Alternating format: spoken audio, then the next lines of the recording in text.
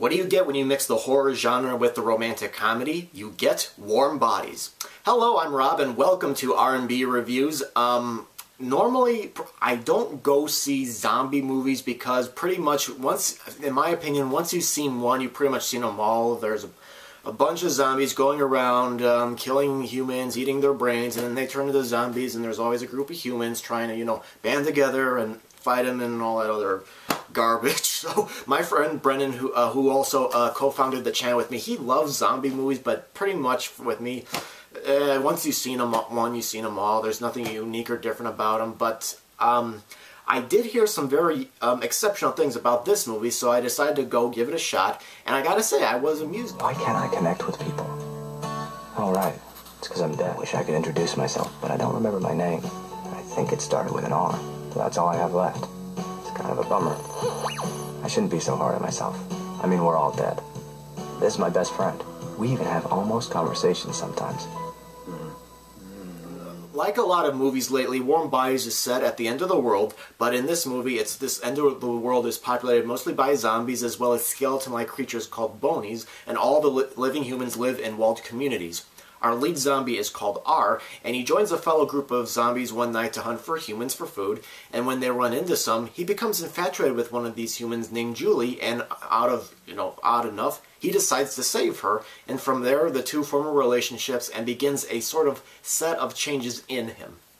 What I liked about Warm Bodies was that the zombies have some sort of personality. They're not just going around banging on doors, killing people because they're just, they're programmed to. They're zombies. That's what they're supposed to do. R lives in an abandoned plane. He's lonely and he's just tired of his existence.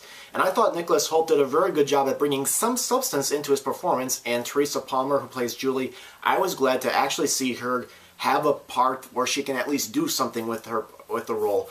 John Malkovich appears in this movie as Julie's father, and he's head of his community's group. Although I felt that John Malkovich, he really didn't bring too much to the part, because personally I don't think he was given all that much to work with anyway.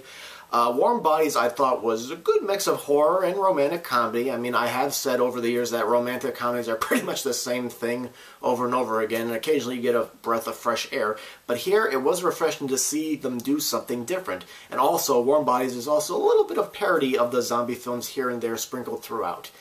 I think the weakest element of the movie was the dialogue. I mean, when the scenes between R and Julie, it works because he's sort of learning how to talk again, and it sounds almost like a kid, and there's sometimes when there's not too much dialogue between the two of them. But in the scenes when the humans are talking with one another, it sounded like the cliched dialogue we've heard over and over again in other end-of-the-world films and horror films, and sometimes it just sounded unnatural and expository.